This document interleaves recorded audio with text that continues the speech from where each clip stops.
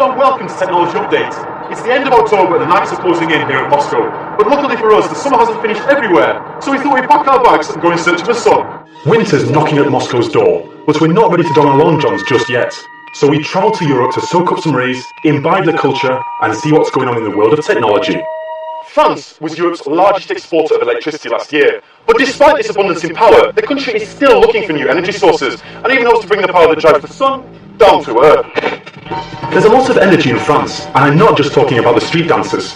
The country ranks second in the world in terms of nuclear power stations, but with growing environmental and safety concerns, the sun may be setting on nuclear energy as we know it.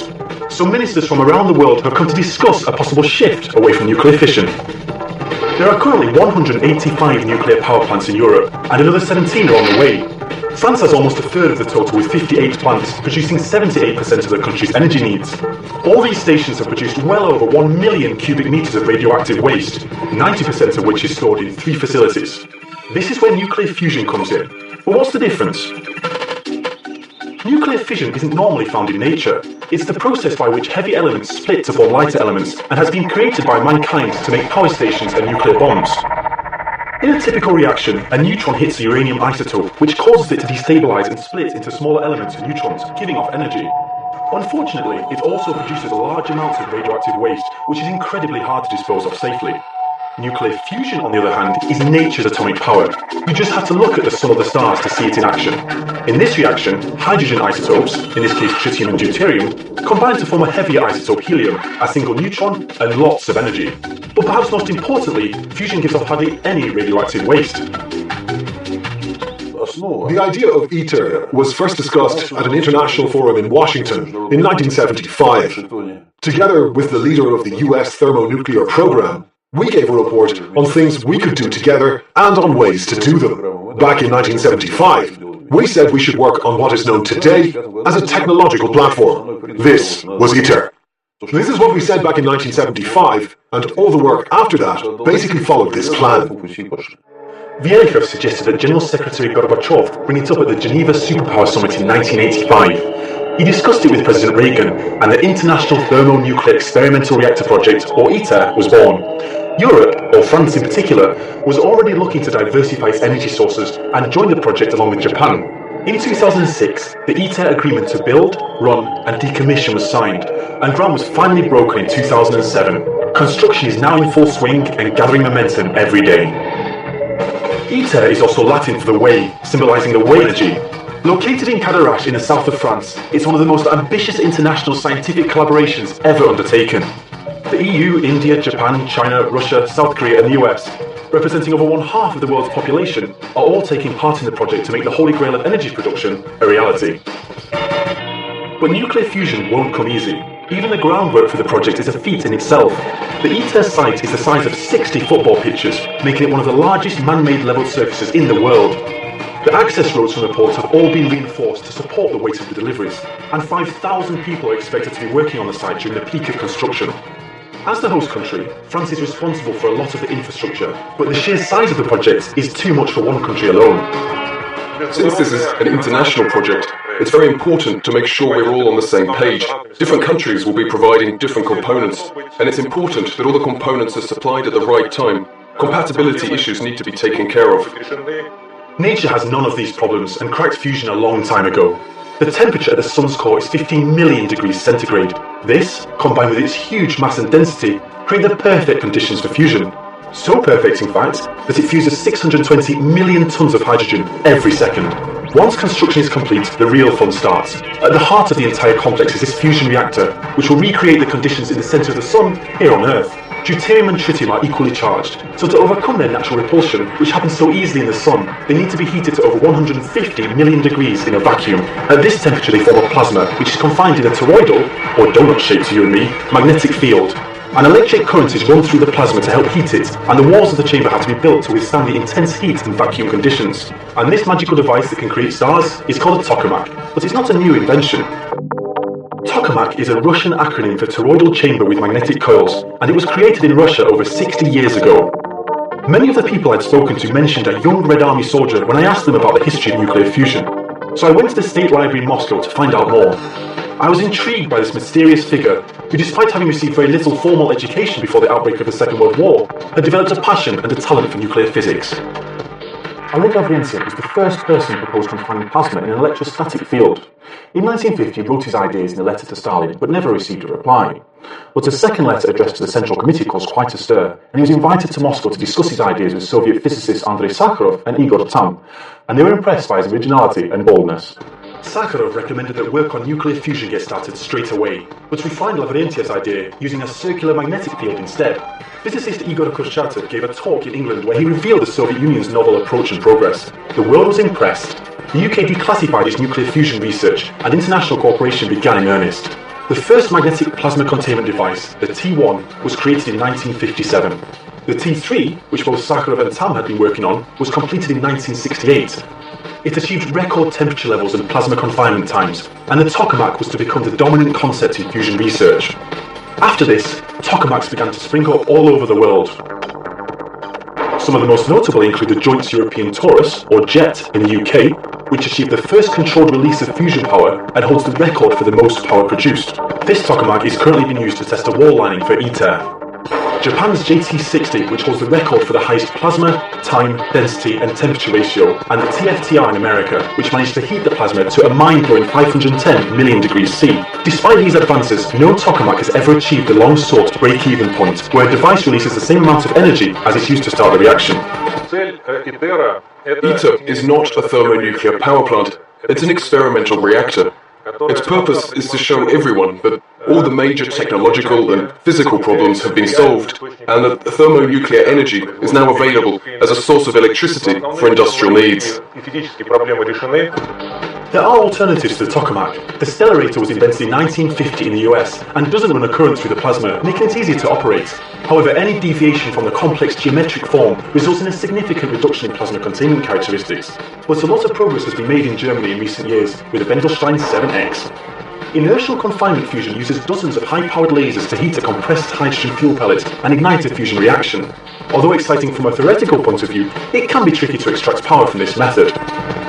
The tokamak turned out to be the most practical plasma confinement system. And the fact that these days, every decent university or laboratory has its own tokamak proves it. The first ever tokamak, the T1, was built right here at the Kurchatovsky Institute in Moscow. The institute is named after Igor Kurchatov. The Russian domestic ITER agency is also based here, managing all aspects of the country's participation in the ITER project. The institute is now home to the T1's distant descendant, the T10, which was built almost 40 years ago and is the largest tokamak currently operating in Russia. The T10 has generated around 90,000 plasma pulses, which is way over its original designation. Despite its age, the Old Faithful still has a place in today's research, and plays an important part in testing how plasma interacts with electromagnetic waves for ITER. Firstly, we'll use the tokamak to test out new technologies. Once they are tested, we can apply them on a bigger scale. Secondly, we also use it to develop new diagnostic methods. This is not an easy task because, in actual fact, many of these diagnostic tools do not yet exist, and we'll use ITER to develop them. And some of these diagnostic tools will be developed here, at our facility. The tokamak is located just behind these walls, and take it from me, it's quite something to see the plasma with your naked eye. But if you want to be able to control it, you have to be able to monitor it, and this is why they have this beam generator. The generator sends a beam of neutral particles through the plasma, which causes it to undergo a series of spectral changes. The beam then comes out of the plasma and is sent to this fibre optic cable. The constant beam is given a frame rate of about 250 per second with this shutter. The beam then goes through this box and through a series of lenses and is finally picked up by the spectrometer just through there. The spectrometer then sends all this information to a computer, which does the number crunching to calculate the spectral properties of the beam, and it is these properties that let you calculate the heat and the concentration of the plasma. The electric field strength and rotation speed of the plasma can also be worked out from these measurements. These four factors are the most important plasma characteristics that need to be monitored, and a beefed up version of this laser system will eventually be fitted in the ITER reactor. But one diagnostic system on its own is far from enough. Every aspect of the reactor must be monitored closely. There are different types of diagnostics.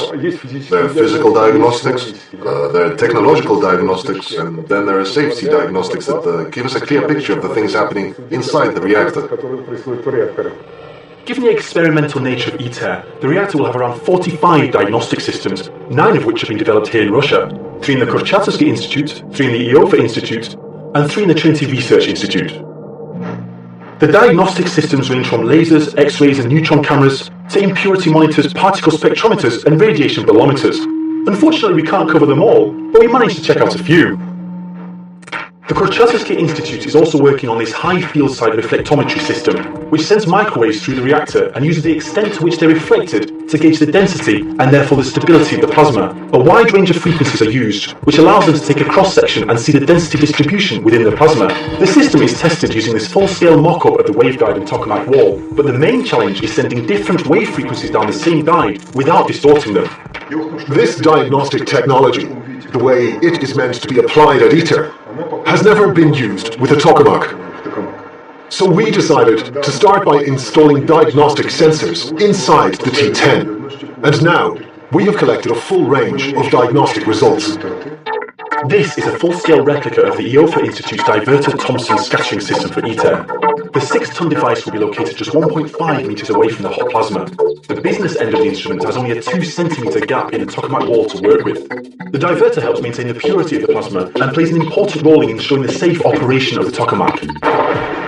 This vertical gamma ray camera registers the gamma radiation produced during the reaction.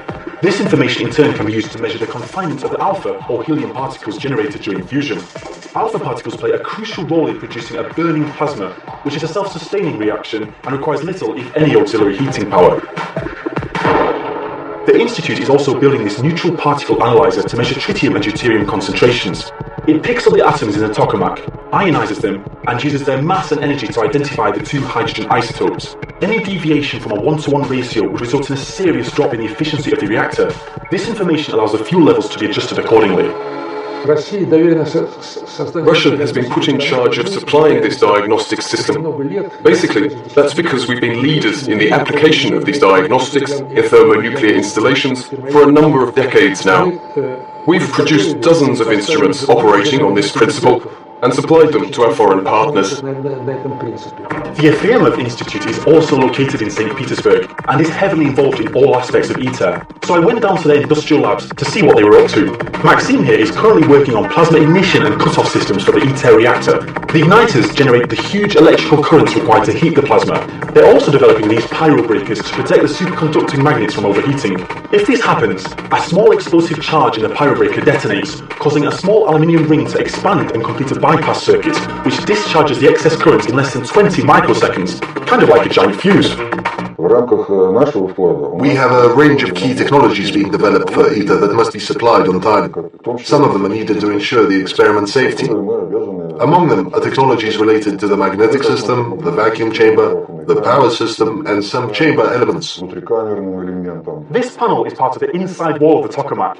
It's made up of lots of little tiles like this one. Each tile consists of a layer of tungsten, copper, and bronze, and the inside wall will have over 1 million of them, and 600,000 will be made here in Russia. Europe and Japan also make these panels, and they send them here to be tested in this chamber. The chamber can heat them to 3,000 degrees C, but they only test them to 1,500, which is the exact same temperature as inside the tokamak. The inside wall of the reactor represents an immense engineering challenge. The heat it's subjected to is the equivalent of 100,000 light bulbs shining on 1 square metre, while the forces exerted by the magnets could be compared to the weight of 50 lorries. And if this weren't enough, the neutron bombardment slowly degrades the structural integrity of the wall. This testing chamber contains an electron beam which imitates the heat load on the wall to ensure it's capable of dissipating all this heat over a relatively small area without fracturing. So how can tungsten with a melting point of 3,500 degrees withstand temperatures of over 100 million? The trick is, most of the particles are held in the plasma, only a few of them can escape the magnetic field and reach the first wall of the tokamak. The density of the particles drops significantly, which means that the effective temperature the wall is subjected to is also lowered. The water cooling the wall is heated, producing steam, which drives a turbine to produce electricity. This is a complicated task because we have to combine different materials into a single structure, which should be able to operate for a decade or so, being exposed to aggressive plasma. We draw from Soviet and Russian researchers' experience with modern materials, for example, in high-energy laser mirrors, rocket nozzles, re-entry vehicle fairings and thermal protection, high-energy radars, etc. This is why Russia was able to achieve excellent results in this area. A lot of the manufacturing techniques have had to be adapted especially for ITER. This laser welding machine is used to create seamless joints in ITER's stainless steel water cooling system. Unlike traditional welding techniques, there are no impurities in the weld or splashes of molten metal. More on ITER after the break.